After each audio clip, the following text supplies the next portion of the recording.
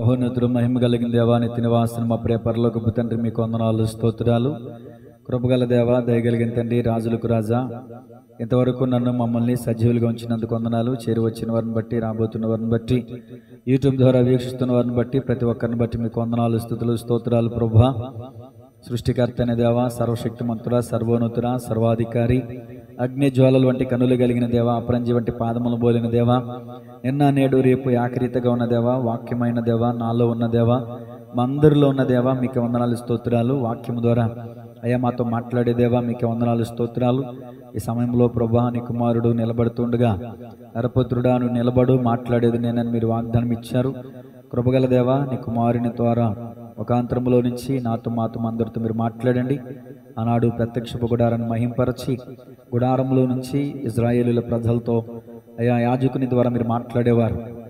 ఈ రోజున ఈ మట్టి గుడారాలని అయా మహింపరచి, అయా సేవకుని ముఖాంతరంలో నుంచి అయా అనేక మందితో మీరు మాట్లాడుతూ వస్తున్నందుకే స్తుతియాగము చెల్లిస్తున్నాను. ప్రభా, నీ కృపకు పాత్రలుగా మమ్మల్ని ఉంచండి. కృపగల దేవా, మరొకసారి ఈ సమయాన్ని ఇచ్చినందుకు స్తుతియాగము చెల్లిస్తున్నాను. కృపగల దేవ, నీ వాక్యము చేత మమ్మల్ని ఆకర్షించమని, నీ వాక్యమును బట్టి మా అడుగులు స్థిరపరచమని, ప్రభు నీ వాక్యం ప్రకటించబడుతుండగా తండ్రి నీ వాక్యముకు మేము స్పందించడానికి సహాయం చేయమని, లూదియా హృదయం తెరబడినట్లుగా, చెరసాల నాయకుడు కుటుంబం రక్షించబడినట్లుగా, నపుంసకుడు రక్షణ పొందుకున్నట్లుగా నీ వాక్యము ద్వారా అనేకుల కన్నులు, మనోనేత్రాలు తెరవబడ్డానికి సహాయం చేయమని యేసు నామములో ప్రార్థించి అడిగి వేడుకొంచున్నాము తండ్రి, ఆమేన్. Praise the lord. మొదటిగా దేవునికి వందనాలు, సమ్మిష్నాయ్ గారికి వందనాలు, అలాగే మీ అందరికి కూడా నా హృదయపూర్వకమైన వందనాలండి. దేవుని కృపను బట్టి ప్రతి ఒక్కరు బాగున్నారండి. దేవుని కృపను బట్టి మనందరం బాగున్నాము. దేవుని ప్రేమను బట్టి ఈరోజు దేవుడు మనతో ఏం మాట్లాడబోచున్నాడో కొన్ని మాటలు మనం విందాము. మన జీవితంలో దేవుడు ఎన్నో కార్యములు చేశారు.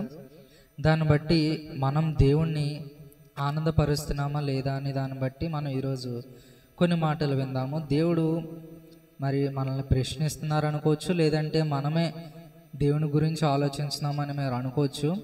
మీరేమనుకున్నా పర్లేదు. మరి దేవుడు ఇచ్చిన మాట ఏంటంటే, మన విషయంలో, మన జీవితంలో, మన కుటుంబం విషయంలో దేవుడు ఎన్నో కార్యములు, ఎన్నో ఘనమైన కార్యములు మన జీవితంలో చేశారు. దాన్ని బట్టి మనం దేవుడు ఆనందించే విధంగా ఉన్నామా లేదా అని బట్టి ఈరోజు కొన్ని మాటలు జ్ఞాపకం చేసుకుందాము. బైబిల్ గ్రంథం నుంచి యెషయా గ్రంథము 1వ అధ్యాయము 16వ వచనం నుంచి కొన్ని మాటలు మాట్లాడుకుందామండి. అవి చదువుకుందాము.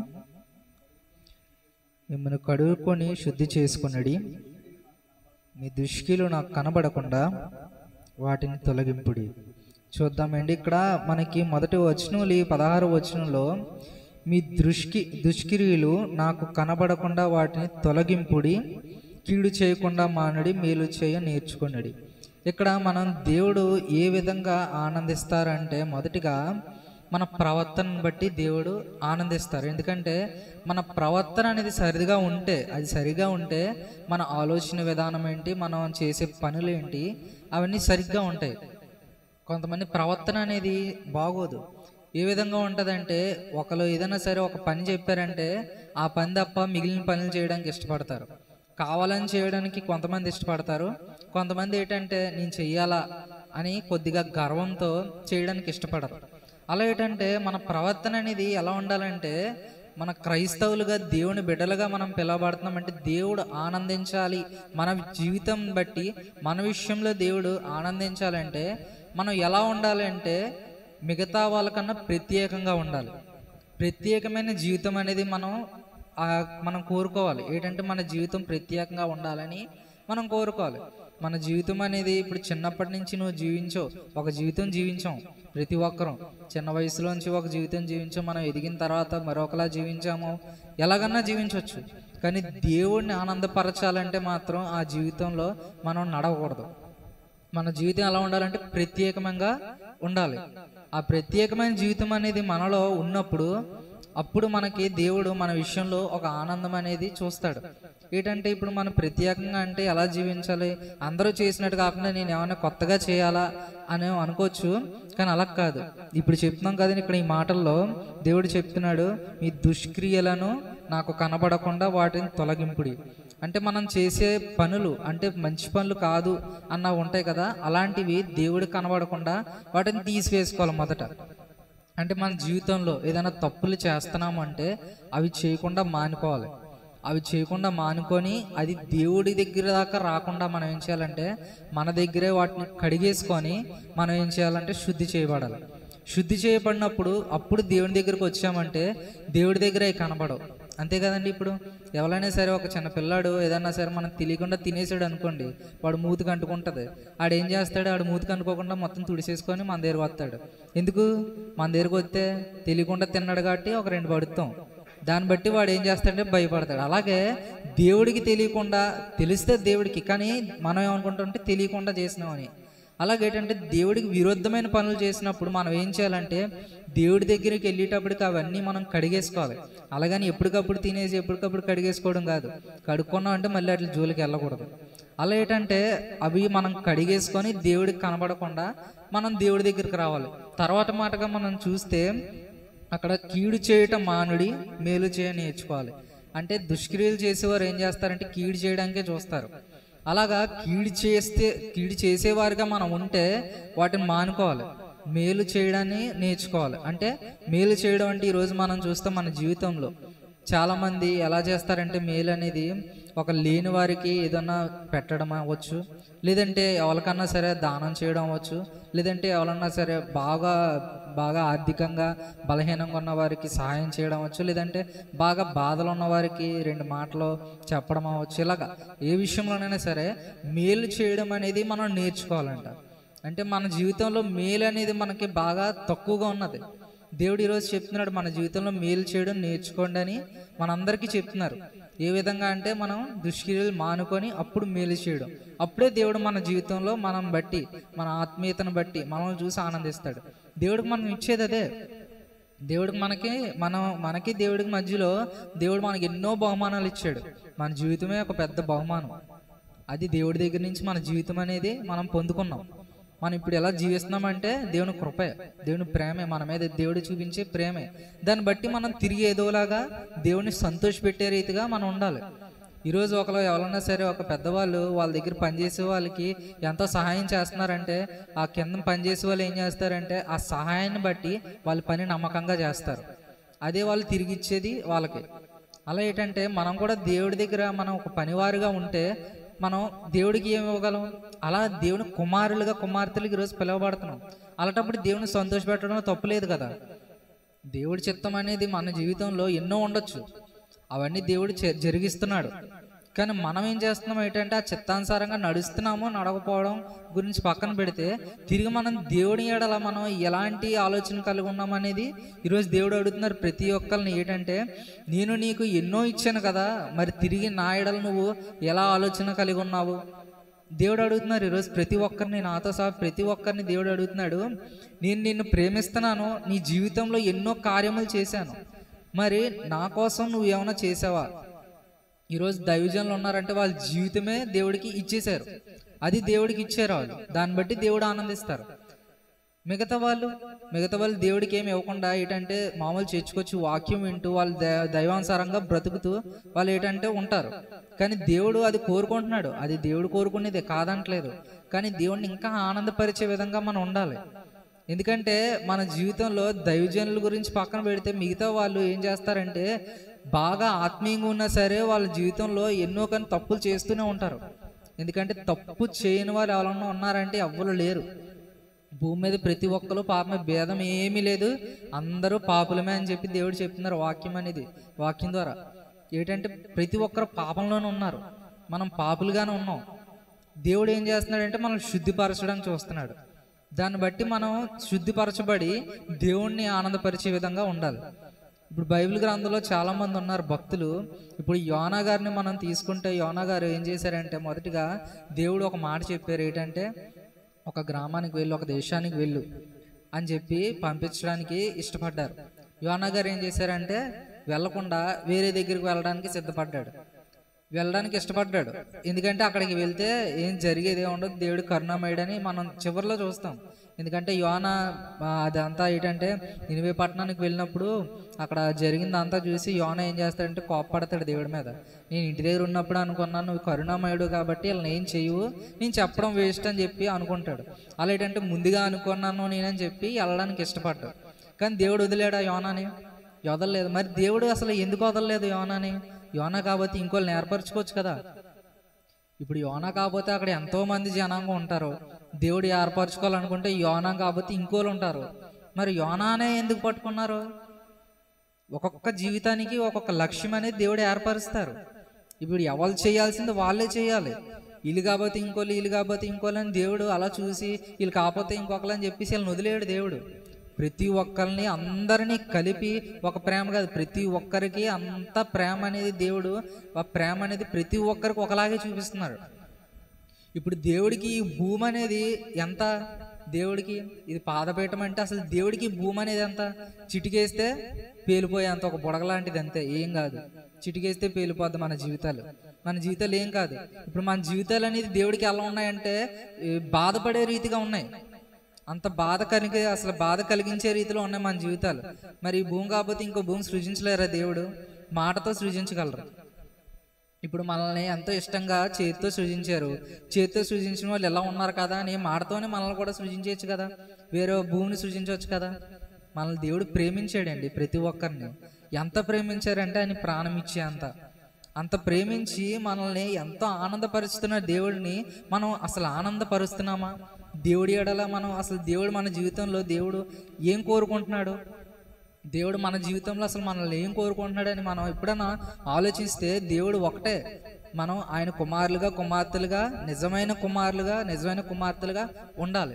దేవుడు దాన్ని బట్టి ఆనందిస్తారు. దాన్ని బట్టి మనం ఏం చేయాలంటే ఆయన చిత్తానుసారమైన జీవితం మాత్రమే మనం జీవించాలి. అదే ప్రత్యేకమైన జీవితం. ప్రత్యేకం అంటే అదే. ఈరోజు లోకానుసారమైన లోకస్తులు ఎలా బ్రతుకుతారు? మనం ఎలా బ్రతుకుతున్నాము? వాళ్ళలాగే బ్రతుకుతున్నామా? వాళ్ళలాగే మాట్లాడుతున్నామా? వాళ్ళలాగే జీవిస్తున్నామా? అంటే అది దేవుడికి ఇష్టం కాదు.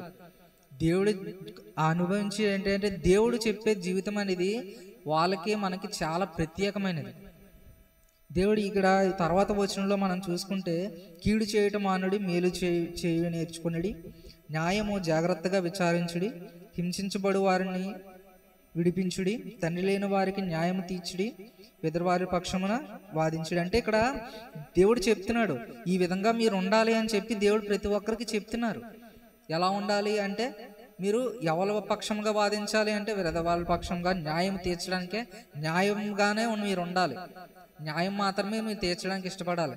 ఇప్పుడు కొంతమంది ఉంటారు ఏంటంటే ఇప్పుడు మనం చాలా వరకు చూస్తూ ఉంటాం ఏంటంటే డబ్బులు ఉన్నవారిదే న్యాయం ఉంటుందని చెప్పేసి చాలామంది అనుకుంటూ ఉంటారు. డబ్బులు ఇచ్చి న్యాయం లేకపోయినా న్యాయం చెప్పించేసుకుంటూ ఉంటారు వాళ్ళకి తగ్గట్టే. అలా కాదు, దేవుడు చెప్తున్నది న్యాయము అంటే నిజంగా న్యాయంగా ఉండాలి అని చెప్పి దేవుడు చెప్తున్నాడు. అంటే మీరు అన్యాయంగా మీరు ఉన్నారు అంటే న్యాయంగానే ఉండాలి. మీరు అన్యాయంగా ఉన్నారంటే వెంటనే న్యాయం వైపు రావాలి మీరు. దేవుడు అదే చెప్తున్నాడు, మీరు ఎలా ఉండాలో దేవుడు చెప్తున్నాడు. అదే ప్రత్యేకత అంటే. ఇప్పుడు లోకస్తులు అలా ఉండరు, లోకానుసారంగా చూస్తే అలా ఉండరు. వాళ్ళు ఎలా ఉంటారంటే రకరకాలుగా వాళ్ళకి ఇష్టానుసారంగా జీవిస్తూ ఉంటారు.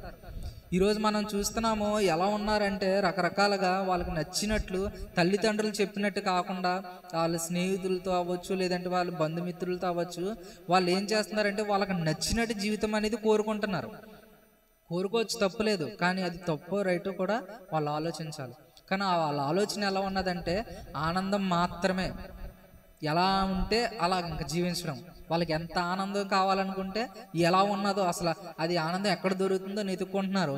ఇంకా అది రైటా రాంగా ఏది పట్టించుకోవట్లేదు, ఇంకా అదే ఆనందం అనుకుంటున్నారు. కానీ దేవుడు ఆలోచన అలా లేదు. నీ ఆనందం అనేది ఎక్కడ ఉంటుంది అంటే నీ జీవితంలో ఎక్కడ ఉంటుంది అంటే దేవుని సన్నిధిలోనే ఆనందం అనేది. ఇక్కడ మనం నిజంగా దేవుని సన్నిధిని మనం తెలుసుకుంటే ఇక్కడ ఎంత ఆనందం ఉన్నదో మనం తెలుసుకోగలుగుతాం. మనం లోకంలో ఉన్న ఆనందమే మనం చూస్తున్నాం తప్ప దైవానుసారంగా ఆత్మీయమైన ఆనందం మనం చూడలేకపోతున్నాం. దేవుడు ఈరోజు మన నుంచి కోరుకుంటున్నాడు ఏంటంటే ఆత్మీయమైన జీవితంలో ఆనందం మనం కోరుకుంటే అప్పుడు దేవుడు మన ఎడల సంతోషిస్తారు. ఈరోజు మనం చూస్తాము, దేవుని చిత్తానుసారమైన జీవితం అనేది మనం జీవించగలిగితే అప్పుడు దేవుడు మన ఎడల ఆనందం అనేది పొందుతారు. ఇప్పుడు యోబు గారు ఉన్నారు, దేవుని చిత్తానుసారంగానే జీవించారు. ఆయన ఎలాంటి స్థితిలో ఉన్నా సరే ఆయన వెనుదిరగలేదు. ఎలాంటి పరిస్థితి వచ్చినా సరే ఆయన ఏం చేశారంటే, ఎలాంటి పరిస్థితి అయినా సరే, ఆయన రోగస్తుడు అవని, లేదంటే వాళ్ళ కుటుంబ విషయంలో అవని, వాళ్ళ ఆస్తిపరంగా అవని, ఎలాంటి స్థితిలోనైనా సరే నాకున్నది ఒక్కడే దేవుడు, ఆయనే నా దేవుడు అని చెప్పి ఆయన నిలబడగలిగారు.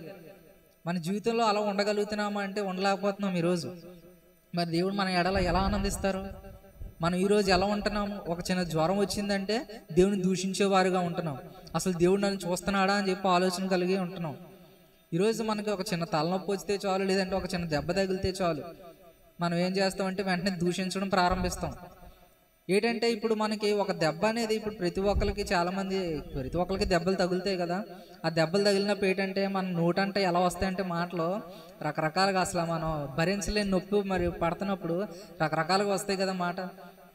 మొన్న నాకు ఏదో చిన్న పని చేస్తున్నప్పుడు కాల్లో చిన్న మేకు చూపింది. అప్పుడు నేనేం మాట్లాడుతున్నాను నాకే అర్థం కావట్లేదు. ఆ నొప్పి వల్ల ఏదో తెలుగు ఇంగ్లీష్ రకరకాలు మాట్లాడేస్తున్నాను. నేనేం మాట్లాడుతున్నానో నాకే అర్థం కావట్లేదు. ఏ భాష నాకు రాని భాషలు మాట్లాడేస్తున్నాను ఆ టైంలో. అలా ఏంటంటే మనకి ఆ నొప్పిలోని బాధలోని మనం ఏం మాట్లాడుతానో మనకే తెలియదు. దేవుడు అప్పుడే చూస్తారు. ఏంటంటే అప్పుడే మన నిజమైన క్యారెక్టర్ అనేది బయటకు వస్తుంది అంట. ఒంటరిగా ఉన్నప్పుడు మన క్యారెక్టర్ బయటకు వస్తుంది అంటూ ఉంటారు. అలా ఒంటరిగా ఉన్నప్పుడు, మనం బాధలో ఉన్నప్పుడు, నొప్పిలో ఉన్నప్పుడు అప్పుడు వస్తాయి మన నిజమైన మాటలు. పెద్దవాళ్ళు అవ్వచ్చు, లేదంటే కొంతమంది ఏం చేస్తారంటే వాళ్ళ కుటుంబ విషయంలో గొడవలు వస్తాయి కదా. గొడవలు వచ్చినప్పుడు కొంతమంది మాటలు అనేవి అప్పుడు బయటపడతాయి. అలా ఏంటంటే మన మాటలు అవ్వచ్చు, మన క్యారెక్టర్ అనేది అప్పుడు బయటపడుతుంది. కానీ యోబు గారి జీవితంలో ఆయన కుటుంబం ఎలాంటి స్థితిలో చనిపోయారు. వాళ్ళ బంధువులు అవ్వచ్చు, అలాంటివి కాదు, వాళ్ళ స్నేహితులు కాదు, వాళ్ళ బంధువులు కాదు, కుటుంబం మీద దెబ్బతీసాడు శాతాను. ఆయన ఆస్తి మీద దెబ్బతీసారు, లేదు ఆయన ఆరోగ్యం మీద ఎంత బాధ అనుభవించి ఉంటారు. కుటుంబం అంటే చాలా మందికి, ప్రతి ఒక్కరికి ఎంతో ఇష్టం. అలాంటి కుటుంబం లేదు. ఆయనకి ఒళ్ళు అంటే ఇప్పుడు మన శరీరం అనేది ఎంత, మనకి శరీరంలో చిన్న దెబ్బ తగిలితేనే మనం భరించలేం. శరీరం మీద ఆయన ఆస్తి ఏమీ లేదు, మొత్తం అంతా ఇంకా ఎలాంటి స్థితిలోనైనా సరే ఆయన నిలబడగలిగారు. అందుకని దేవుడు ఆయన విషయంలో సంతోషించగలిగారు. మన విషయంలో అలా సంతోషించగలుగుతున్నారా? మనం ఆలోచించాలి. ఏంటంటే దేవుడు నా విషయంలో, నా జీవితాన్ని మనం చూసుకుంటే దేవుడు అసలు సంతోషిస్తాడా? నా జీవితాన్ని చూసి ఈరోజు దేవుడు సంతోషిస్తాడా? ఈ యోనా గ్రంథంలో ఒకసారి యోనా గ్రంథం చూద్దాము.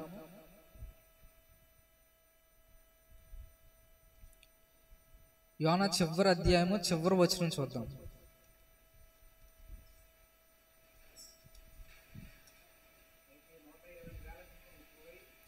లాస్ట్ మాట చూడండి, చదవండి. విచారపడవద్దా అని యోనాతో చెప్పారంట.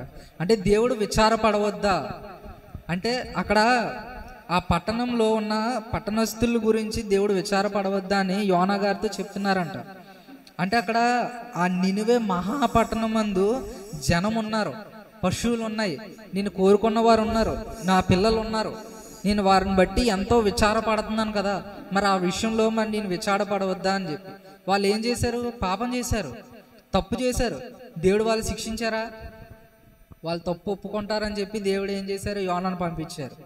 అలా ఏంటంటే దేవుడు మన జీవితంలో కూడా దేవుడు ఏం చేస్తున్నాడు అంటే విచారపడుతున్నాడు. కానీ మనం ఏం చేస్తున్నామంటే దేవుడు మనల్ని రక్షిస్తాడులే, మనల్ని ప్రేమిస్తున్నాడు కదా అని మనం ఏం చేస్తున్నాం అంటే అడ్వాంటేజ్ తీసుకొని ఏం చేస్తున్నాం అంటే అసలు దేవుడిని కూడా లోకు చేసేస్తున్నాం. దేవుడు చెప్తున్నాడు ఇక్కడ యోనా గ్రంథంలో, యోనాతో చెప్తున్నారు ఏంటంటే నేను అసలు చచ్చిపోవడం మేలని యోనా అనుకున్నప్పుడు, ఇలాగ దేవుడు చేస్తాడని చెప్పి అనుకున్నప్పుడు యోనా చంపేయాలి కదా, వీళ్ళని తప్పు చేశారు కదా, చంపేయాలి కదా, చంపకుండా మళ్ళీ విడిచిపెట్టేశారు దేవుడు అని చెప్పి యోనా ఏం చేస్తున్నాడంటే కోపంలో ఉన్నాడు. అప్పుడు దేవుడు చెప్తున్నాడు, అర్థమయ్యేలా చెప్తున్నాడు. ఒక చిన్న స్వర చెట్టుని బట్టి అక్కడ ఒక యోనాకు అర్థమయ్యేలా ఏంటంటే ఇంత పెద్ద నినివే పట్టణం కదా, వేల కొలది జనం ఉన్నారు, పశువులు ఉన్నాయి, ఇక్కడ వాళ్ళు తప్పు చేశారు కాదంటలేదు, మరి వాళ్ళని బట్టి నేను విచారపడవద్దా అని చెప్పి దేవుడు ఆలోచిస్తున్నాడు వాళ్ళ గురించి. ఇంకా వాళ్ళు చేసే తప్పులు దేవుడి దగ్గర దాకా వచ్చిన తర్వాత కూడా దేవుడు ఏం చేస్తున్నారు? వాళ్ళని బట్టి విచారపడి బాధపడి నా పిల్లలే కదా అని చెప్పి వాళ్ళకి అవకాశం ఇచ్చారు. అలా దేవుడు మన జీవితంలో ఎన్ని అవకాశాలు ఇచ్చి ఉంటాడు. ఇప్పుడు మనం బ్రతుకున్నామంటే ఇప్పటికి ఎన్ని పాపాలు చేసామో అన్ని అవకాశాలు ఇచ్చారు, అంతే కదండి. మనం చిన్నప్పటి నుంచి ఎన్ని పాపాలు చేసామో మనం లెక్క పెట్టగలమా? అన్ని అవకాశాలు దేవుడు ఇచ్చినట్టే కదా. మరి తప్పు చేసిన వెంటనే దేవుడు మనల్ని ఇంకా ఇలా బ్రతికి ఉంచాడు అంటే మరి అన్నిసార్లు మనకు క్షమించాడు, అన్నిసార్లు మనకు అవకాశం ఇచ్చాడు దేవుడు. దాన్ని బట్టి మనం ఏం చేస్తున్నాం ఏంటంటే ఇంకా ఇంకా దేవుడు అవకాశం ఇస్తాడు, ఇంకా చాలా జీవితం ఉందలే అని మనం బ్రతికేస్తూ పాపాలు చేస్తూనే ఉన్నాం తప్ప దేవుడిని ఆనందపరచాలి అన్న విషయాన్ని మర్చిపోతున్నాం. దేవుడు ఏ విషయం మీద ఆనందిస్తాడు అంటే మన ప్రవర్తన, ప్రత్యేకమైన ప్రవర్తన బట్టి ఆనందిస్తారు. ఆ ప్రవర్తన అనేది ఎలా ఉండాలి అంటే దేవుడు మన జీవితంలో ఎలా ఉండాలంటే మనం ఎలా ఉండాలి, ఒక యోనా గారిలా కాకుండా మనం ఏంటంటే యోబు గారిలో ఉండాలి, యోసేపు గారిలో ఉండాలి, అబ్రహాం గారిలాగా. ఇలాగ మనకి దేవుడు వాళ్ళ పిల్లల్ని చూపిస్తున్నారు. ఇప్పుడు మనకి బైబిల్ గ్రంథంలో బైబిల్ అనేది మనకి ఎందుకు ఇచ్చారు దేవుడు? అందులో మనం నేర్చుకుంటామనే కదా. మనం నేర్చుకోకుండా ఏం చేస్తున్నామంటే అందులో గొప్ప వాళ్ళు ఉన్నారు, చాలా గొప్ప వాళ్ళు ఉన్నారు, మంచిదే, వాక్యం అయితే మంచిదే, ఇలా వింటున్నాం అంతే. చాలా పరిశుద్ధ గ్రంథము అంతే. ఈ పరిశుద్ధ గ్రంథం ఎంతో గొప్పది, ఎప్పటి నుంచో ఉన్నది, ఎప్పుడో వచ్చింది, దేవుడే ఈ మాటలు చెప్తున్నారు మనతోని, అన్నీ తెలుసు, అన్నీ వింటున్నాం అంతే. కానీ దేవుడిని సంతోషపడుతున్నామా? ఈరోజు దేవుడు మన జీవితాన్ని బట్టి సంతోషపడుతున్నాడా లేదా అని ఎప్పుడన్నా ఆలోచించామా? అదే ఆలోచించమని దేవుడు చెప్తున్నాడు. దేవుడు ఏ విషయంలో మనం బాధపడుతున్నారంటే, దేవుడు ఎలా బాధపడుతున్నాడు అంటే, దేవుడు మన దగ్గర నుంచి ఏం కోరుకుంటున్నాడు అంటే, హోషేయ గ్రంథంలో 6వ అధ్యాయంలోని 6వ వచనంలో చూస్తే, నేను బలిని కోరను కానీ కనికరంని కోరుచున్నాను, దహన బలుల కంటే దేవుని గురించిన జ్ఞానము నాకు ఇష్టమైనది. దేవుని వాక్యం చెప్తుంది, బలి కాదు దేవుడు కోరేది, కనికరమని అంట. అంటే మన జీవితంలో మనం ఒక విషయంలో కనికరం అనేది మనం చూపిస్తే దేవుడు మన విషయంలో కనికరం అనేది చూపిస్తానంటున్నాడు. ఇక్కడ మనం చూస్తున్నాము, దేవుడు మన జీవితంలో ఎన్నో రకాలుగా మన జీవితంలో ఎన్నో రకాలుగా చేస్తున్నారు. కానీ మనం ఏం చేస్తున్నామంటే దేవుని విషయంలో మనం ఇంకా ఏం చేస్తున్నాం అంటే దేవుని లోపు చేస్తున్నాం. మనం ఇంకా కొత్తగా మారాలి మన జీవితంలో. మన జీవితం అనేది ఎక్కడో స్టార్ట్ అయింది, ఎలాగో స్టార్ట్ అయింది, పాపపు బ్రతుకులోనే ఉన్నది. నేను ఒక నిన్న మొన్న కానీ ఒక వాక్యం అనేది విన్నాను, రాజ్ ప్రకాష్ పాల్ గారిది. ఆ వాక్యంలో ఆయన మనకి ఒక ఉదాహరణ అనేది చెప్పారు. ఒకటి ఏంటంటే, ఒక కోడి పిల్లన ఒక గ్రద్ద గురించి చెప్పారనమాట. ఆయన ఏ విధంగా చెప్పారంటే, అది ఒక కొండ మీద కోడి ఫారం అనేది ఒకరికి ఉన్నదంట. అందులో కోళ్ళు ఒక గుడ్లు పెడుతూ ఉంటాయి కదండి, అదే విధంగా కోడి ఫారం బయట ఒక గుడ్డు అనేది కనిపించిందంట ఆయనకి. గుడ్డు అనేది కనిపిస్తే కోడి ఏదో గుడ్డు ఇలా దూరంగా పెట్టేసినట్టు ఉందని చెప్పి ఆయన ఏం చేశాడంటే ఆ గుడ్డుని తీసుకెళ్ళి కోడి దగ్గర పెట్టారంట. కోడి దగ్గర పెడితే అది పొదుగుతుంది కదా, పొదిగిన తర్వాత పిల్ల వస్తుంది. అందులోంచి ఏం పిల్ల వచ్చిందంటే గ్రద్ద పిల్ల. ఏంటంటే అక్కడ పెట్టింది ఏంటి, గ్రద్ద.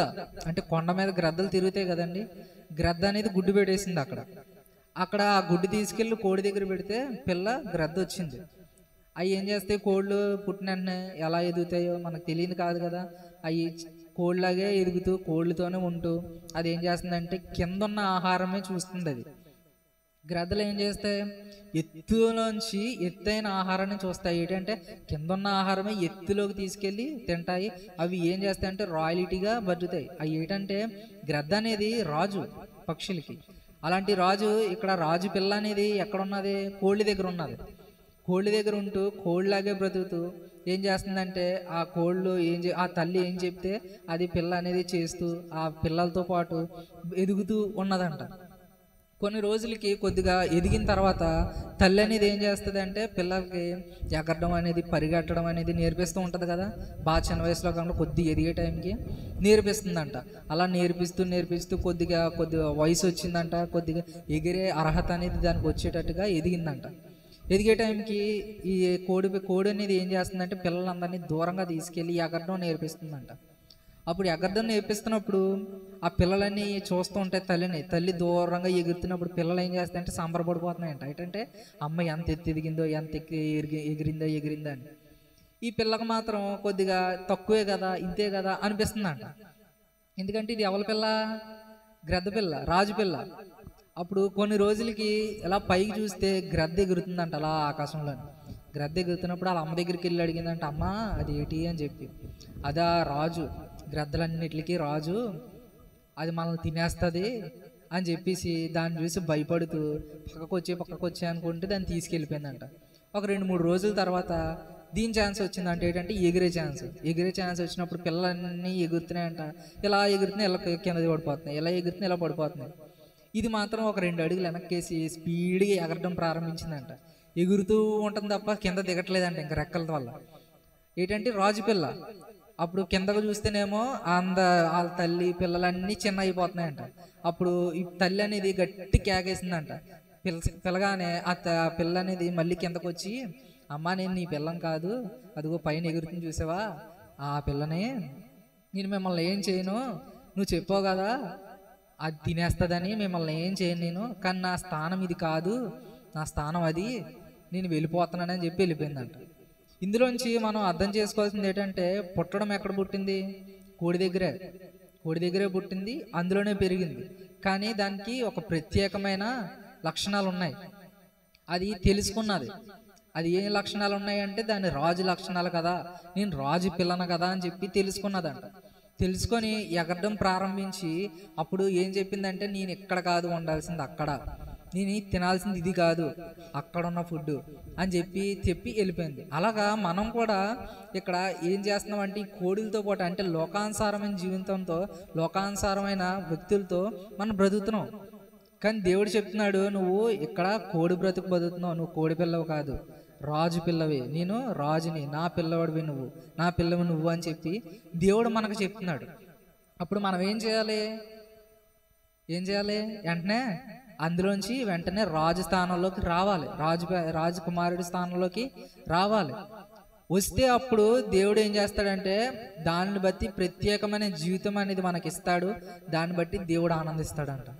అలాగా దేవుడు చెప్తున్నాడు, ఈరోజు నువ్వు ఇంకా కోడి బ్రతుకుతున్నావా లేదంటే రాజు బ్రతుకుతున్నావా అని దేవుడు మనల్ని ప్రశ్నిస్తున్నాడు. నేను నీ విషయంలో ఆనందించాలి అంటే నువ్వు ఎలా ఉండాలి అంటే రాజకుమారుడిగా ఉండాలి, కోడి పిల్లలుగా కాదు, రాజకుమారుడిగా నువ్వు ఉండాలి అని చెప్పి దేవుడు చెప్తున్నాడు. మన జీవితంలో ఎలా బ్రతికినా సరే దాన్ని వదిలేయడమే. మన జీవితంలో ఎన్నో శ్రమలు రావచ్చు, లేదంటే ఎన్నో బాధలు రావచ్చు, ఎన్నో తప్పులు చేయొచ్చు, ఎలాంటి జీవితమైనా బతికుండొచ్చు మనం. కానీ మన జీవితం అనేది అది కాదు, ప్రత్యేకమైన జీవితం, అది రాజు జీవితం. రాజకుమారుడిగా మనం ఈరోజు ఉన్నాం, రాజు పిల్లలుగా మనం ఉన్నాం, దేవుని కుమారులుగా మనం ఉన్నాం. దాన్ని బట్టి మనం ఏం చేయాలంటే ప్రత్యేక జీవితం అనేది మనం ఎంచుకోవాలి. ఎలా పడితే అలా బ్రతికితే అది కోడి బ్రతుకు అవుతుంది. మనం ఎలా పడితే అలా బ్రతకడానికి వీల్లేదు. ఎలా బ్రతకాలంటే రాయలిటీగా దేవుని కుమారులుగా మనం బ్రతకాలి. ఎలాంటి పనులు మనం చేస్తున్నామంటే కిందన జీవిస్తా చూడు, కోడి ఎలా జీవిస్తుంది అంటే ఇప్పుడు ఎక్కడ బురదలో తవ్వుతుంది, పురుగుల కోసం ఎత్తుక్కుంటుంది, బురదలో తవ్వుతుంది, ఎలా పడితే అలాగా ఏంటంటే చండాలంగా ఉంటుంది. అది దానికి ఏం కావాలి? ఆహారం. దాన్ని బట్టి ఎలాంటి ప్లేస్లో కన్నా అది వెళ్ళిపోతుంది, కాళ్ళలోని మురుకులోని ఎలా పడితే అలా ఉంటుంది.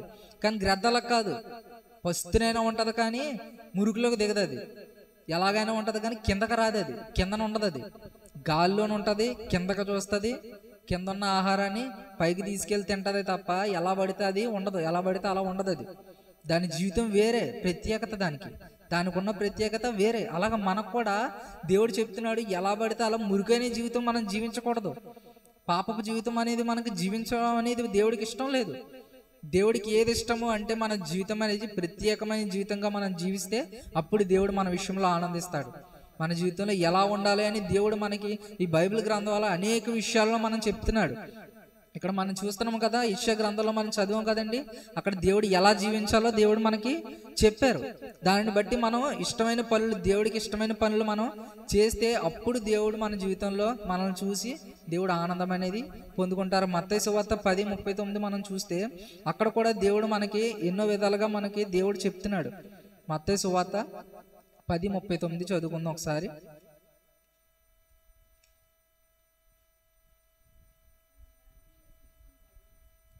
దక్కించుకునేవాడు దాన్ని పోగొట్టుకున్నాడు కానీ నా నిమిత్తము తను పోగొట్టుకునేవాడు దాన్ని దక్కించుకున్నాడు. అంటే ఇక్కడ మనకి దేవుడు చెప్తున్నాడు, తన ప్రాణమును దక్కించుకున్నవాడు దాన్ని పోగొట్టుకును కానీ నా నిమిత్తము తన ప్రాణమును పోగొట్టుకున్నవాడు దాన్ని దక్కించుకున్నాను.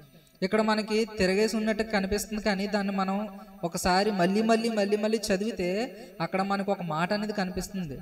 మన ప్రాణము మన కోసం అనేది మనం చూసుకుంటే అది పోతుంది, అదే దేవుడి కోసం విడిచిపెట్టామనుకోండి అది ఉంటుంది. ఇప్పుడు మనం చూస్తున్న ఎగ్జాంపుల్కి ఏదైనా వస్తువు అవ్వచ్చు, లేదంటే ఏదైనా సరే ఒక జంతువు అవ్వచ్చు, మనం పెంచుకుంటున్న ఏదైనా సరే ఒక పెట్ అవ్వచ్చు. మనం జాగ్రత్తగా చూసుకున్నాం అనుకోండి, బేగా పగిలిపోదు ఏదైనా వస్తువు. చాలాసార్లు గమనించి ఉంటారు మీరు. ఏదైనా సరే ఒక జాగ్రత్తగా, ఇప్పుడు ఒక గాజు, ఏదైనా సరే ఒక గాజు సీసా అవ్వచ్చు, లేదంటే ఒకటి బాగా ఇష్టమైన వస్తువు ఏదైనా సరే ఒక దగ్గర పెట్టారు అనుకోండి, బాగా జాగ్రత్తగా చూసుకుంటే అది బేగా పగిలిపోద్ది. ఎలా పడితే అలా వదిలేసాం అనుకోండి, అది ఎక్కువ రోజులు ఉంటుంది. అలా ఏంటంటే మన జీవితం అనేది దేవుడికి ఇచ్చేస్తే దేవుడు చూసుకుంటాడు అప్పుడు. కానీ మనం జీవితం అనేది నాకు నాకు నా జీవితం అని చెప్పి మన ప్రాణమును జాగ్రత్తగా మనం చూసుకున్నాం అనుకోండి, అది ఏంటంటే బేగా పోతుందంట. కొద్దిగా కాలం వెనక్కి వెళ్తే అప్పట్లో బాగా ఏంటంటే ముసలి వాళ్ళు, మన బాగా ముందు తరం వాళ్ళు ఏంటంటే ఎలా పడితే అలాగా ఏంటంటే వాళ్ళు చలిదన్నం కానీ ఇలాంటివి ఎక్కువ తినేవారు. వాళ్ళు ఇప్పుడు తింటున్నట్టుగా ఏంటంటే ఇప్పుడు చూడండి, డ్రై ఫ్రూట్స్ అనుకుంటూ, లేదంటే ఫ్రూట్స్, ఇలా రకరకాలుగా ఆరోగ్యం చాలా జాగ్రత్తగా కాపాడుకుంటున్నారు. కానీ అప్పట్లో ఏం తినేవారు కాదు, చలిదన్నం ఒకటి తినేవారు అంట. మరి నాకు తెలీదు, చెప్తే విన్నాను తప్ప. అలా అప్పట్లో అలా ఉండేవారంట, చలిదన్నమే తినేవారంట ఎక్కువగా. ఏంటంటే ఈ డ్రై ఫ్రూట్స్ అన్నట్టు ఇప్పట్లో వచ్చిన మంచి మంచి ఆరోగ్యమైనవి అని చెప్పి ఏం తినేవారు కాదు. అప్పట్లో ఎక్కువ బలంగా ఉండేవారు, ఎక్కువ పని చేసేవారు, ఆరోగ్యంగా ఉండేవారు. కానీ ఇప్పుడు బాగా ధనవంతులను మనం చూస్తే, బాగా ధనం ఉన్న వాళ్ళు ఏం చేస్తారంటే వాళ్ళ ఆరోగ్యం బట్టి చాలా జాగ్రత్త చూసుకుంటారు. వాళ్ళు ఎలా అంటే ఇంకా వాళ్ళు ఏంటంటే ఎలా పడితే అన్నం ఎలా పడితే అలా తినరు.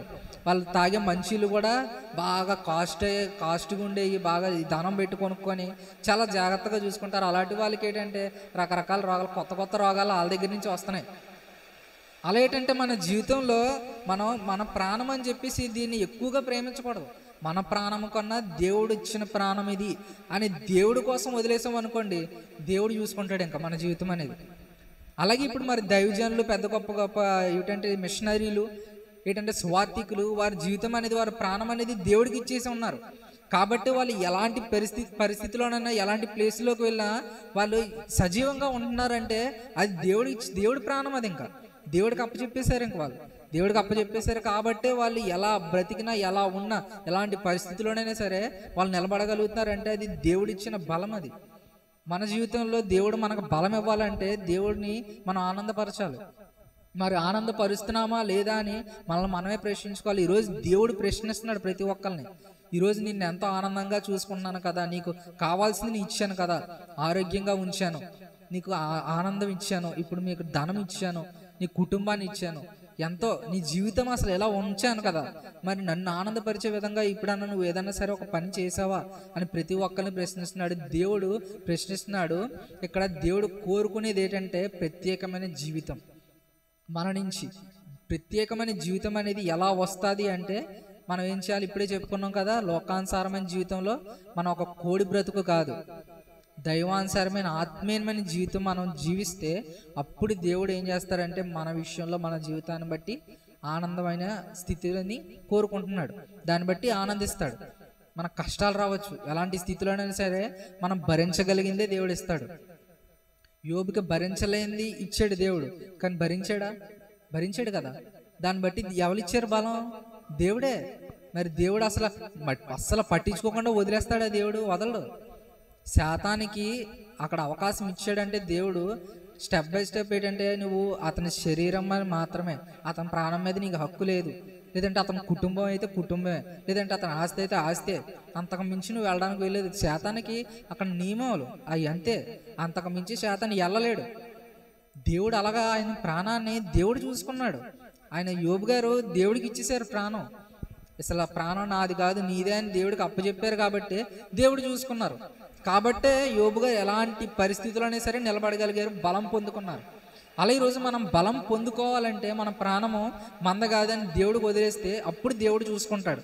నాది ప్రాణం, నాది నాది నాది అని పట్టుకున్నామంటే ఏముండదు, ఎగిరిపోద్ది, ఏముండదు.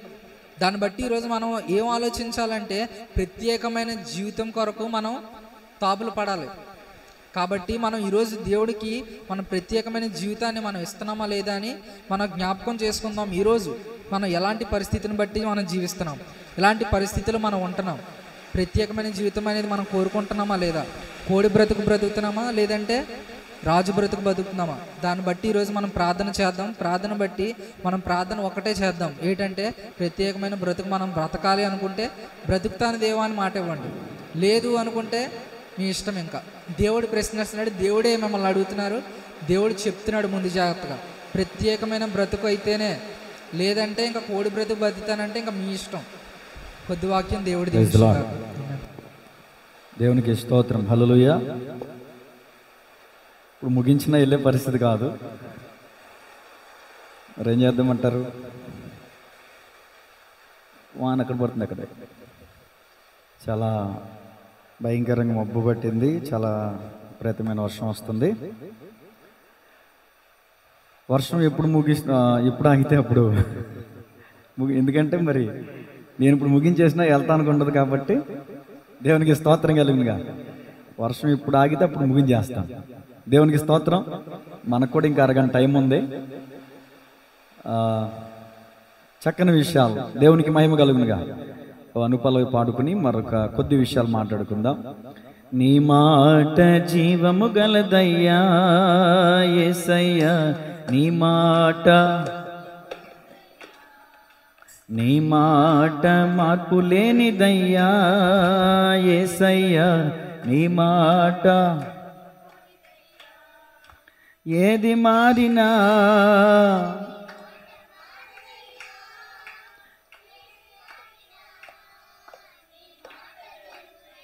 అందరూ కలిసి పడదాం.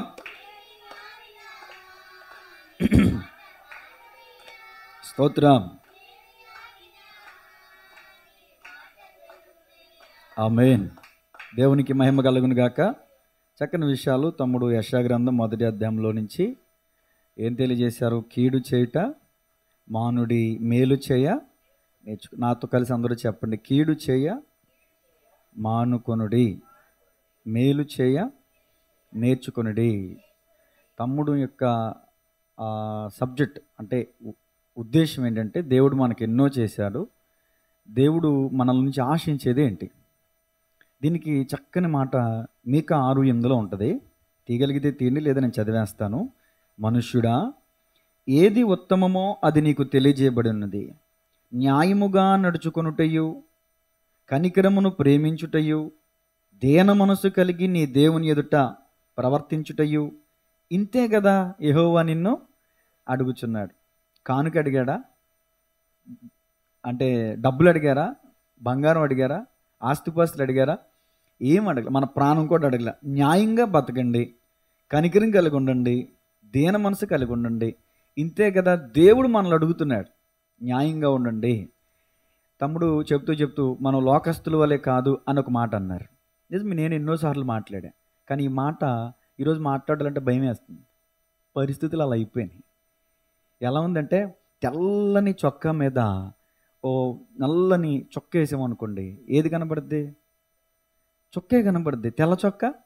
ఈ వారం రోజులు షాలేం రాజయ్య గారు చెప్పిన మాటలో ఒక మాట పట్టుకుని ఆయన్ని ఆడిపోసుకుంటున్నారండి, మామూలు కాదు. అసలు ఆ తండ్రి సన్నిధి మినిస్ట్రీలో ఓ దైవజన పెద్ద ఆయన ఫుల్గా గెడ్డ ఉంటుంది కదండి, ఆయనకి ఫోన్ చేశాను. అయ్యగారు, మన తాలూకా సేవకులు ఎవరు మాట్లాడట్లేదు, నా ఆవేదన కొద్దీ మీకు ఫోన్ చేశాను, అసలు ఒక మాట చెప్పాలనుకుంటున్నాను. మన సేవకులు ఎవరైనా వీడియోలు తీస్తున్నారని చెప్పారు ఆయన. అయితే వాళ్ళకి తెలియజేస్తానని కూడా చెప్పాను నేను అన్నమాట. ఇంతకీ అసలు ఆ మాట షాలేం రాజు గారు అన్నారు, ఇట్లాగన్నారు, అట్లాగన్నారు. ఏమనన్నారు? పూలు పెట్టుకున్న వాళ్ళందరినీ అట్లాగన్నారు. ఆయన అసలు అనలేదు ఆ మాట. ఆయన మాట అసలు అనలా. ఏం చెప్పారంటే, ఆయన పలానా ఒక సమయంలో చర్చి బయట పూలు అమ్ముకునే ఒక ఆయన ఉన్నారు, అక్కడికి పాస్టర్ గారు వెళ్తా ఈ సందర్భం ఇలా చెప్పారు. ఆ మనిషి వినలేదు. అందరూ చర్చికి వచ్చిన వాళ్ళందరూ వెళ్ళిపోయారు, కానీ ఒక్కళ్ళు కూడా పూలు కొనలేదు. అప్పుడు ఆ పాస్టర్ గారు ఏమన్నారో ఆ సందర్భాన్ని ఈయన చెప్పారు, అంతేనా? లేకపోతే ఈయన మాట చెప్పారా? అసలు ఆయన సొంత కాన్సెప్ట్. ఆయన సొంత కాన్సెప్ట్ ఏంటి? బొట్టు పెట్టుకోమన్నందుకు ఒకసారి గొడవ చేశారు. అసలు షాలేం రాజు గారి మీద ఒక మన మదనపల్లి రాజశేఖరయ్య గారు కూడా ఫైర్ అయ్యారు. ఎంత తీసుకెళ్ళిపోయావు నువ్వు వెనక్కి అని. ఎందుకని?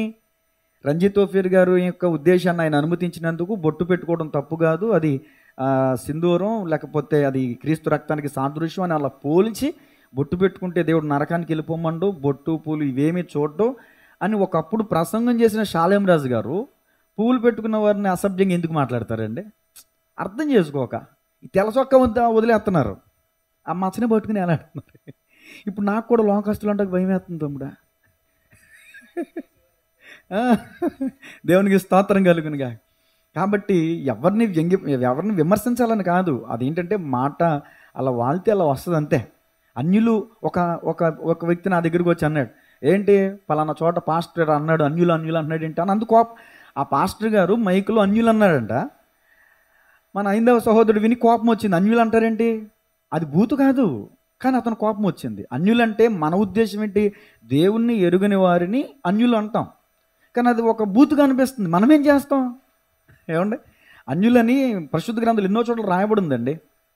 ఏంటి, ఆనాడు ఉన్నటువంటి ఐగుప్తు, ఆనాడు ఉన్నటువంటి సిరియా, ఆనాడు ఉన్నటువంటి అన్య దేశాలు అంటే యెరూషలేం, ఇజ్రాయేల్, ఆ ప్రాంతాన్ని దేవుడు ఎన్నుకున్నాడు కదా, ఆ ప్రజలను దేవుడు ఎన్నుకున్నాడు కదా, మిగిలిన వారిని అన్యులోని సంబోధించడం జరిగింది. ఇప్పుడు మనం కూడా ఏంటంటే జీవము కలిగిన దేవుణ్ణి తెలుసుకోలేనటువంటి వారిని ఆయన్ని తెలుసుకోకుండా ఉన్నవారిని అన్యులని సంబోధించడం సహజం, కానీ తప్పు కాదు, బూతు కాదు. అలాగే షాలేం రాజయ్య గారు కూడా అక్కడ ఎలా పొరపాటు మాట్లాడాల, పలానప్పుడు పలానా అయ్యగారు అన్నారని ఈయన చెప్పారు, కానీ ఈయన అనలేదు అసలు ఆ మాట. అది నేను దైవజనులకు తెలియజేశాను, చాలా వందనాలు చెప్పారు, మీరు తెలియజేశారని కూడా చెప్తానని చెప్పారు. దేవునికి స్తోత్రం కలిగిందిగా. సరే, ఇదంతా పక్కన పెడితే దేవుడు మనల్ని ఏమడుగుతున్నాడంటే న్యాయంగా ఉండండి, నీతిగా బతకండి, కనికరం కలిగి ఉండండి, దీన మనసు కలిగి ఉండండి. దేవుడు ఇదే అడుగుతున్నాడు. ఇక్కడ ఇంకొక మాట చెప్పాడు, మేలు చేయాలి మనం దైవ సంబంధులం, కీడు చేయకూడదు అనే ఉద్దేశంతో ఈ ఉపదేశాన్ని తమ్ముడు చెప్పారు. నిజంగా ఆయన తనంతటా తానే సిద్ధపడ్డారు ఈ వాక్యాన్ని. దేవునికి స్తోత్రం కలిగినగా. అయితే మనం కొన్ని విషయాలు దేవుని వాక్యంలోంచి పరిశీలించాలి. కొన్ని బాహ్య సంబంధమైన విషయాలను ఉదాహరణగా పెట్టి తమ్ముడు చెప్పారు. నేను వాక్యంలో నుంచే కొన్ని విషయాలు మీ ముందుకు తీసుకువస్తాను. ఏంటి, మేలు ఎందుకు చేయాలి, అసలు కీడు ఎందుకు చేయకూడదు, మేలు ఎందుకు చేయాలి? మనం నమ్ముకున్న దేవుడు మేలే చేసేవాడు కానీ కీడు చేసేవాడు కాదు. కాబట్టి బైబిల్లో ఒక మాట ఉంది, మేలు చేటులో ఆయన ఆనందించేవాడు, మేలు చేసి సంతోషిస్తాడంట ఆయన. కానీ మనుషులు అలాంటో తెలుసా, కీడు చేసి సంతోషిస్తారంట. ఒకప్పుడు అండి క్రీస్తు శకంలో యూదుల్ని లేకపోతే క్రీస్తుని అనుసరించే వారిని సింహాల ముందు పడేస్తే సింహాలు వచ్చి తల్లి అనక పిల్ల అనక తల్లి ముందు పిల్లని లాక్కెళ్ళిపోతుంటే అలాంటి భయంకరంగా చంపేసి పంజా విసిరి వాళ్ళని గాయపరిచి రక్తపు మడుగులు వాళ్ళని తింటుంటే చుట్టూ దాన్ని ఏమంటారు స్టేడియంలో ఆ ప్రజలు కూర్చొని చప్పట్లు కొడుతున్నారంట. నాకు ఈ వారంలో ఒక జ్ఞానోదయం అయింది.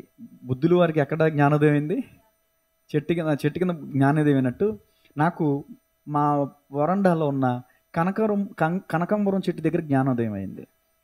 ఏంటండి, కనకాంబరం చెట్టు కాడ జ్ఞానోదయం అయింది. ఏంటంటారా? దేవుని స్తోత్రం చెప్పండి గట్టిగా.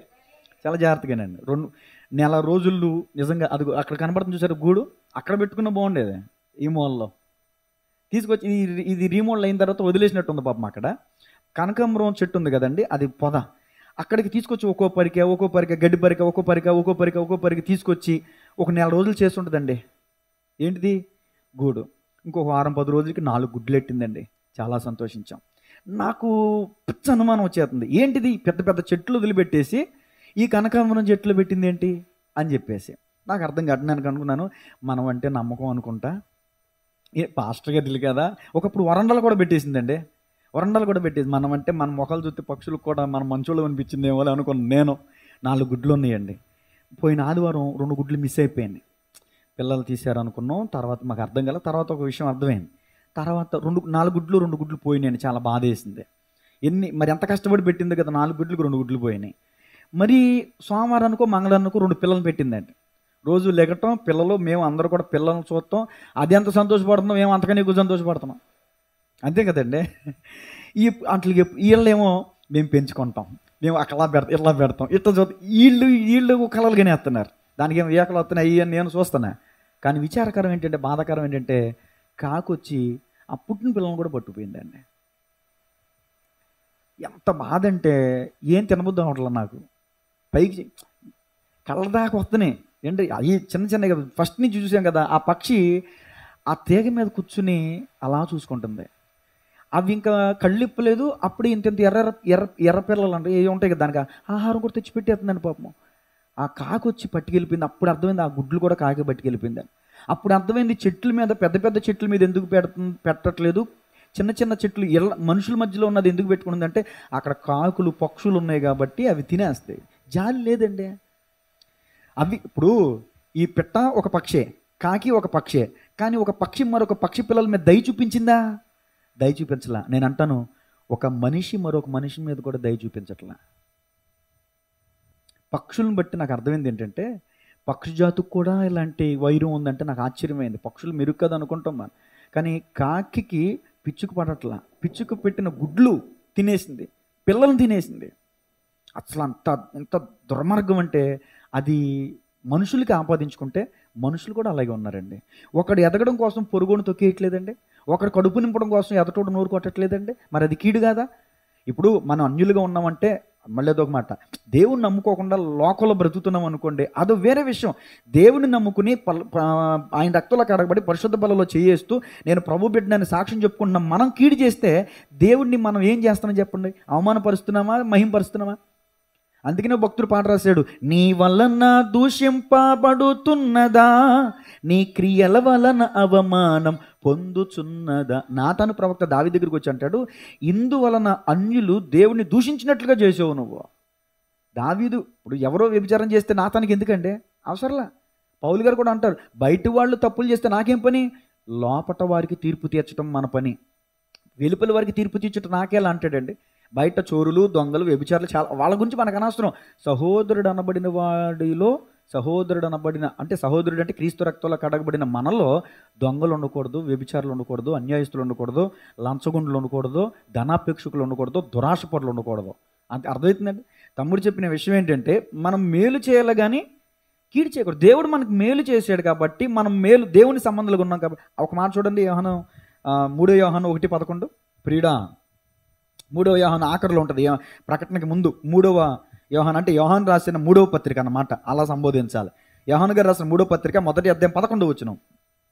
ప్రియుడా, చెడు కార్యమును కాక మంచి కార్యము అనుసరించి నడుచుకొనుము, మేలు చేయవాడు దేవుని సంబంధి, అదిగో కీడు చేయవాడు దేవుని చూచినవాడు కాడు.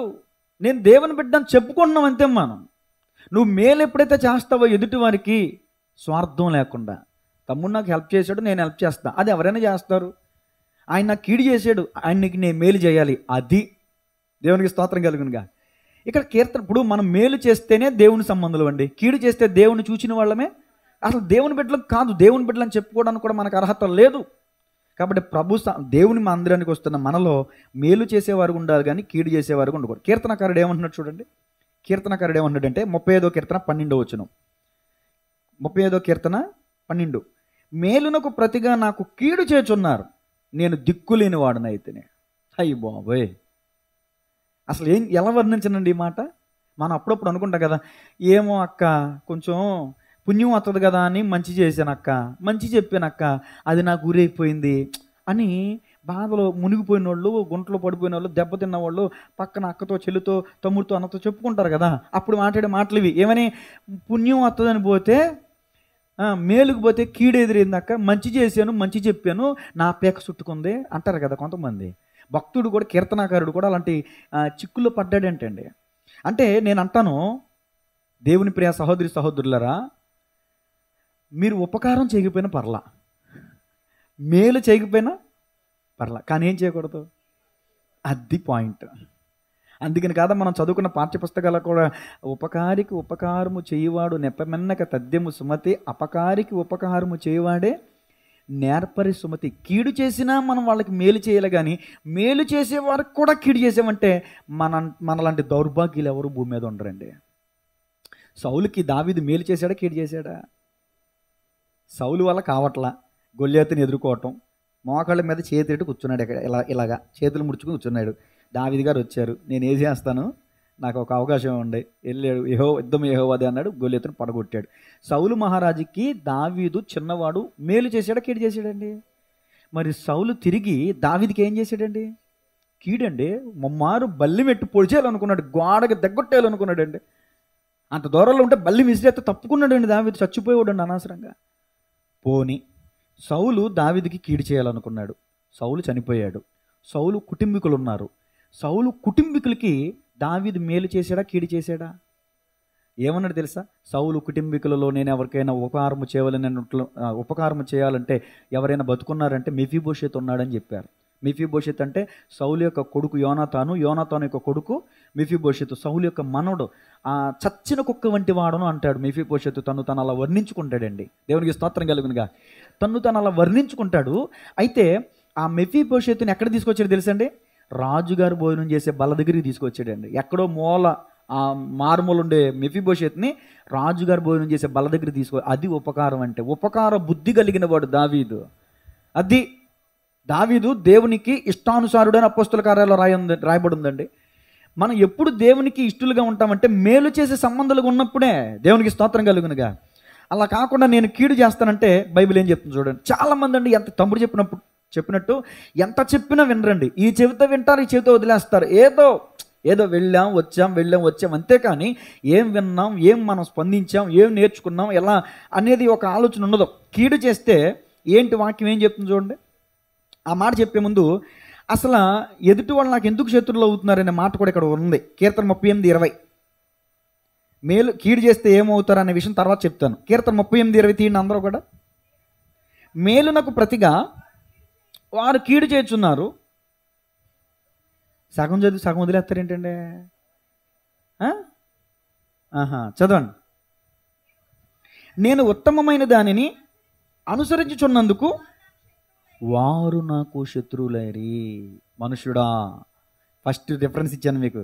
ఏది ఉత్తమమో అది నీకు తెలియజేయబడింది. ఏంటి ఉత్తమం? న్యాయంగా నడుచుకోవటం, కనికరమును కలిగి ఉండటం, దేన మనసు కలిగి ఉండటం. ఇది అంటే ఉత్తమమైన దానిని అనుసరిస్తున్నాడు అంటున్నాడు దావీదు. అంటే ఏం చేస్తున్నాడు దావీదు? న్యాయంగా ఉంటున్నాడు, దేన మనసు కలిగి ఉంటున్నాడు. అందుకు చాలామంది శత్రువులు అయిపోయారంట. రాజులాగా పరిపాలిస్తే వేరేలా ఉండేదేమో. దయ, జాలి, కనికరం, ప్రేమ కలిగి రాజ్యాన్ని పరిపాలిస్తుంటే దావీదు చాలామందికి చులకనైపోయాడు. దావీదుకి చాలామంది శత్రువులు ఎందుకు అయిపోయారు తెలుసండి? ఇతను వాళ్ళ భూ కబ్జా చేసి కాదు, రాజుగారు భూ కబ్జా చేసి కాదు శత్రువులేంది, రాజుగారు న్యాయంగా పరిపాలన చేస్తుంటే కొంతమంది వారవలేకపోతున్నారండి. అదేంటో విచిత్రం. ఈరోజు మన జీవితాలు కూడా ఇలాగే ఉన్నాయి. సరే, తర్వాత మాట చూడండి. కీడు చేస్తే ఏమవుతుందో చూడండి. సామెతలు 11:27. దేవుడు ఈరోజు మనల్ని అడుగుతున్న మాట, మనకు చెప్తున్న మాట, కీడు చేయొద్దు, మేలు చేయండి. సరే, మేలు చేయకపోతే చేయలేకపోయావు, కీడన్నా చేయొద్దు, కీడే చేస్తాను అంటావా? కీడు చేస్తే ఏం జరుగుతుందో చూడండి. సామెతలు 11:27 లేదండి మీ బైబిల్లో? మేలు చేయగోరువాడు ఉపయుక్తమైన క్రియ చేయను, కీడు చేయగోరువానికి కీడేముడును. ఇప్పుడు యేసోద్దన్ గారి ఇంటి ముందు చాలా పొదలు ఉన్నాయి. ఏమేమి వేశారండి అక్కడ? వర్షాకాలం వస్తుంది, ఆల్రెడీ వేసేసి ఉంటారు. ఏం విత్తనాలు వేసారు? అన్నీ వేసారా? 1, 2, 3 చెప్పండి. ఏమండి? బీరపాదుకి ఏం కాస్తాయి? పుచ్చకాయలు కాస్తాయా? దోస విత్తనాలకి ఏం కాస్తాయి? కీడి విత్తితే ఏం కోస్తాం? మేలు విత్తితే ఏం కోస్తాం? ఇక్కడ అదే వాక్యం చెప్తుంది. నువ్వు కీడు చేస్తే నువ్వు కీడే కోసుకుంటావు. కొంచెం అడుగు లేట్ అవుతుందేమో. మరొక మాట చూడండి. కీడు చేయవాడికి కీడే మూడునంట. తర్వాత కీడేం చేస్తుంది చూడండి. సామెతలు 13:21 పక్కనే. ఎంత చక్కని రెఫరెన్స్లు పక్కనే ఎత్తున్నా కూడా మీకు కనబడట్లేదు ఏంటమ్మా? నేను చదివాను పోనీ.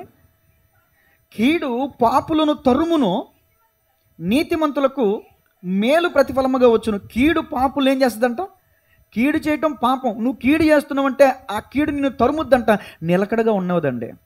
కొంతకాలం ఇక్కడ, కొంతకాలం అక్కడ, కొంతకాలం అక్కడ. బ్రతుకులో నిలకడ ఉండదు, కుటుంబంలో నిలకడ ఉండదు, వ్యాపారంలో నిలకడ ఉండదు, ఉద్యోగంలో నిలకడ ఉండదు, అతను చేసే దేంట్లో నిలకడ ఉండదు. నిలకడ ఉండనివ్వదు పాపం తరుముద్దంట. తరమటం అంటే ఎంత కదండి? అరికాలికి విశ్రాంతి దొరకదని ఉంది మరొక చోట బైబిల్లో. అరికాలికి విశ్రాంతి దొరకదంటే ఇక తిరుగుతామే, ఊళ్ళట్టుకుని తిరుగుతామే. ఆ ఊరు ఈ ఊరు. పిల్లల్నెట్టి ఎన్ని ఇళ్ళు తిప్పుద్దంటే అండి? 7 ఇళ్ళు తిప్పుద్దంట కదా. అలాగే కీడు చేసేవాడు కూడా ఒక చోట నిలకడగా ఉండలేడంటే, ఎందుకంటే ఆ కీడే అతన్ని తరుముద్దంట. తర్వాత ఒక మాట చూడండి. కీడు చేసేవాళ్ళు ఏమవుతారు చూడండి. సామెతలు 14:22 కీడు కల్పించువారు తప్పిపోదురు, మేలు కల్పించువారు కృపా సత్యములు నొందుదురు. కీడు చేసేవాళ్ళు ఏంటంటే అండి తప్పిపోతారంట. తప్పిపోయిన కుమారుడు ఉన్నాడండి. అతను తండ్రికి ఏం చేసినాడు? ఇప్పుడు తండ్రి దగ్గర ఆస్తి తీసుకుని దూరం అయిపోయాడు కదా. అంటే తండ్రికి కీడు చేసాడు,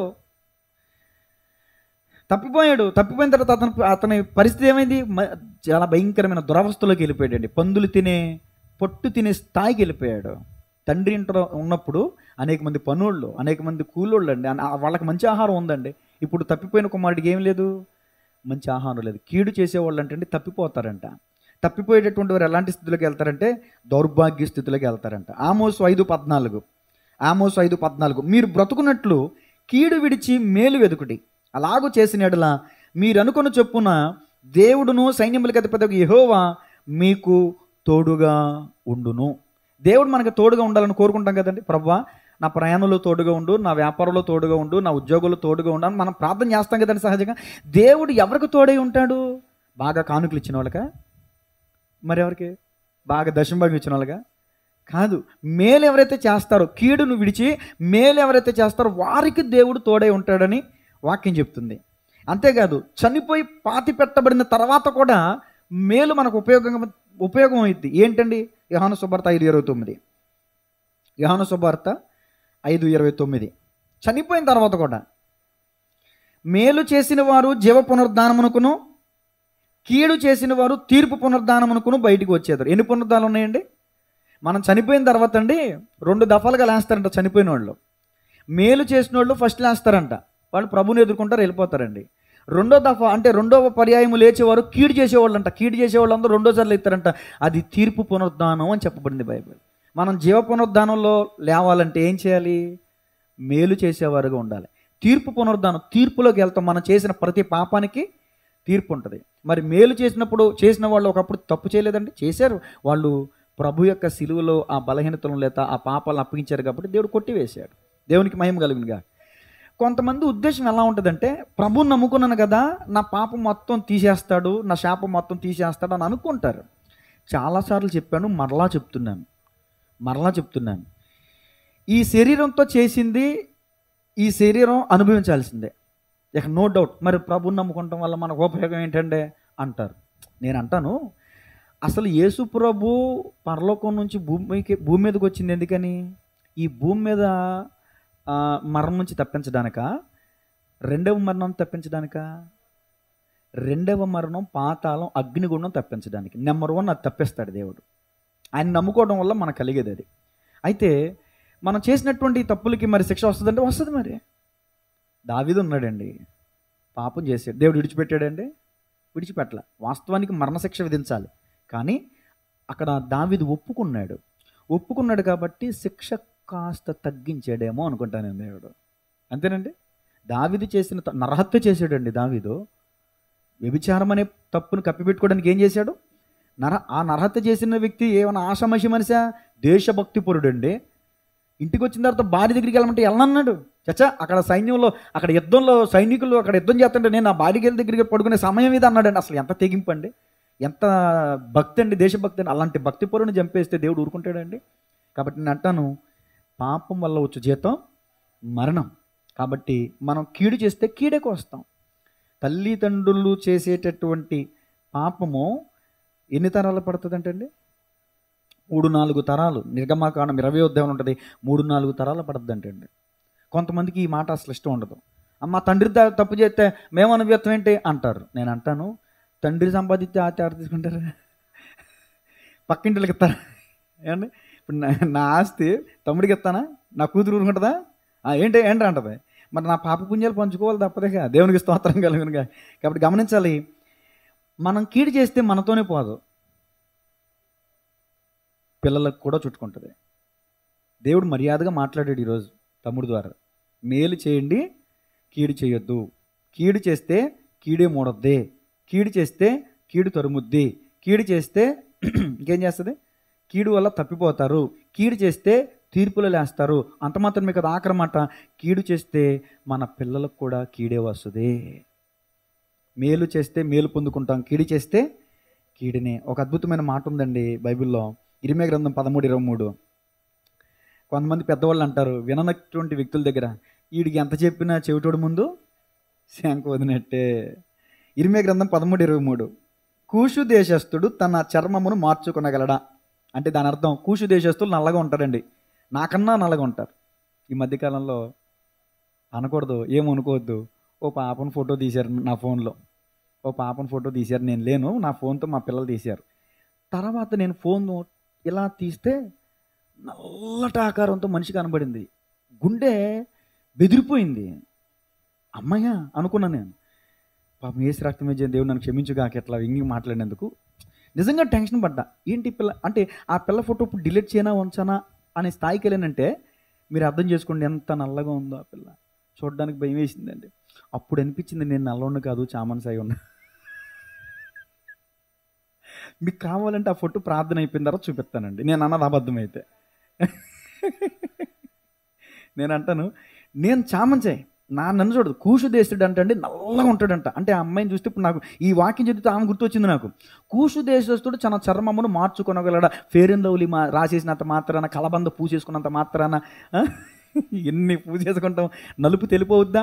ఎలకతోక ఎంత ఏడాది ఉతికినా నలుపు తెలిపోవద్దండి? అవును. అలాగే నేను ఇప్పుడు మనల్ని కూడా తెలుపు అవ్వలేం. మా ఆవిడ నలుపుగా అవ్వదు, నేను తెలుపు అవ్వలేను. దేవుని ఉద్దేశం ఏంటంటే మా ఆవిడ తెల్లగా ఉంటే బాగుంటుంది, నేను నల్లగా ఉంటే బాగుంటున్నాను. కాబట్టి తెలుసుకున్నప్పుడు నేనేం చేయాలి? అలాంటి పిచ్చి పనులు చేయకూడదు. పిచ్చి పనులు చేసిన అనుకో ఉన్న కూడా బాగుంది. అంతే కదండి. ఇక్కడ వాక్యం ఏం చెప్తుందంటే కూషు దేశస్థుడు తన చర్మమును మార్చుకొనగలడా? మార్చుకొనలేడు. చిరతపులి తన మచ్చలను మార్చుకొనగలదా? మార్చుకొనలేదు. మార్చుకొనగలిగిన ఎడల కీడు చేటకు అలవాటు పడిన మీరును. ఇది ఎంత గాయం పడే మాట అండి. గుణం పెట్టి పొడిచినట్టు అసలు మనకు అర్థం అవ్వాలంటే నాకు కూడా, నన్ను కూడా కలుపుకుంటున్నా. కీడు చేటుకు అలవాటు అయిపోయిందంటండి కొంతమందికి. వాళ్ళు అంటండి ఇక నల్లోడు తెల్లోడు అవటం ఎంత అసాధ్యమో, సూర్యుడు తూర్పునే ఉదయిస్తాడు, పడమటను ఉదయించడం అనేది ఎంత సత్యమో, ఈ కీడు చేటుకు అలవాటు పడిన వాళ్ళు అంటండి మేలు చేయటం వాళ్ళ తరం కాదంట. ఇక మారతారన్న హోప్ మనం పెట్టుకుంటే మనదే తప్పు. దేవునికి స్తోత్రం కలిగినగా. సౌలు ఉన్నాడండి. ఏదో ఒక సమయంలో సౌలు దావీదుకి చిక్కేశాడు. దావీదు ఇప్పుడు చంపేసే పరిస్థితి, కానీ దావీదు చంపలా, వస్త్రపు చెంకోసి అవతలకి వెళ్ళిపోయాడు. అప్పుడు సౌలు ఏమన్నాడు తెలుసా? దావీదా, నాయనా, ఎంత ప్రేమగా నాయనా, నా కుమారా అని పిలుస్తాడండి. నా కుమారా, కీడు చేయాలనుకున్నాను కానీ నువ్వు నాకు మేలు చేసావు. నా ఎడల నీవు చూపిన ఉపకార బుద్ధిని బట్టి నేను నిన్ను మెచ్చుకుంటున్నాను, దేవుని స్తుతిస్తున్నాను, ఇంకా నేను నిన్ను తరమును అంటున్నాడు. మళ్ళీ తరుగుతున్నా లేదండి. మీరు బైబిల్ సమయంలో మొదటి గ్రంథం 1 చదవండి. అంటాడు తరుముతాడు, అంటాడు తరుము. కొడుకు వచ్చి ఏం తప్పు చేసాడని దావీదు నువ్వు చంపడానికి చూస్తాను అని అడిగితే, ఈడు ఆడు స్నేహితుడు కదా, సర్లే నేను చంపనులేరా, నా దగ్గర తీసుకురా, ప్లాన్ కుట్రా అంటే తన కొడుకుని ఎరగా వేసి దావీదుని తీసుకొచ్చి చంపించేయాలనుకుంటాడండి. చచ్చేంత వరకు మారలేదండి సౌలు. ఈ వాక్యానికి ఎవిడెన్స్ ఇస్తున్నాను మీకు. అసలు కీడు చేయడం అంటే ఏంటో మీకు చెప్తా. పొరుగు వాళ్ళకి అబద్ధం చెప్పడం, పొరుగు వాళ్ళ సొమ్ము తీసుకోవటం, ఇవన్నీ పెద్ద పెద్దవి. అసలు మెయిన్ పాయింట్ ఏంటంటే దేవుని మాట వినకపోవటమే కీడు చేయటం. అంతే కదండి. దేవుని మాట వినకపోవటమే కీడు చేయ. ఎక్కడుంది ఈ మాట? 1 సమూయేలు 15:19. నీవు ఎందుచేత యెహోవా మాట వినక దోపుడు మీద ఎగబడి ఆయన దృష్టికి కీడు చేసితివనిను. దేవుడు చెప్పాడు అమాలేకీల్ని నిర్మూలన చేసేయి, మిగిల్చుకొచ్చాడండి సౌలు. అదే దేవుని దృష్టికి కీడు చేయటం అన్నమాట. దేవునికి స్తోత్రం కలుగునుగా. ఆ కీడు చేయటం చిట్ట చివరికి ఏమైపోయాడంటే శకున ఎవరండి? కర్ణపిశాచి దగ్గరికి వెళ్ళాడండి. దేవుని యొద్ద విచారించాల్సిన సౌలు కర్ణపిశాచి దగ్గరికి విచారణ చేయడానికి వెళ్ళాడు. ఇది న్యాయమా? ఇది న్యాయం అంటారండి?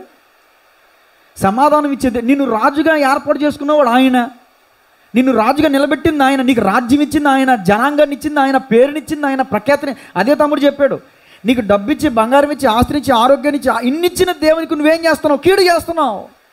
ఇన్నిచ్చిన సౌలు దేవునికి కీడు చేశాడు. అహాబు రాజు కూడా కీడు చేశాడు. యెహోవా దృష్టికి కీడు చేయ తన్ను తాను అమ్ముకొనిన అహాబు వంటి వాడెవడునో లేడు అని వాక్యం చెప్తుంది. అహాబు ఏం చేశాడు? తన భార్యను బట్టి తన భార్య దేవతలకి మొక్కి తప్పు చేశాడు. చేయొద్దన్న తప్పు చేయడమే కీడండి. విగ్రహారాధన చేయొద్దని వాక్యం చెప్తుంది కదా, అది మనం చేస్తే ఏంటి? కీడు చేయడమే. డైరెక్ట్గానే కాదు, ఇండైరెక్ట్గా కావచ్చు. ఏ రకంగానైనా మనం ఆ ఛాయ గనక మన మీద ఉందంటే మనం తప్పిపోయామనే అర్థం. తలలో వంచని ప్రార్థన చేసుకుందాం. ఇంతవరకు చెప్పబడిన నా మాటలు మనందరి హృదయాల్లో నీరు కట్టి ఫలించునుగాక. ఆమెన్. 9 గంటలైంది, ముగిస్తున్నాను. ప్రార్థన చేసుకుందాం. స్తోత్రం స్తోత్రం స్తోత్రం స్తోత్రం. క్లోజ్ చేశాం.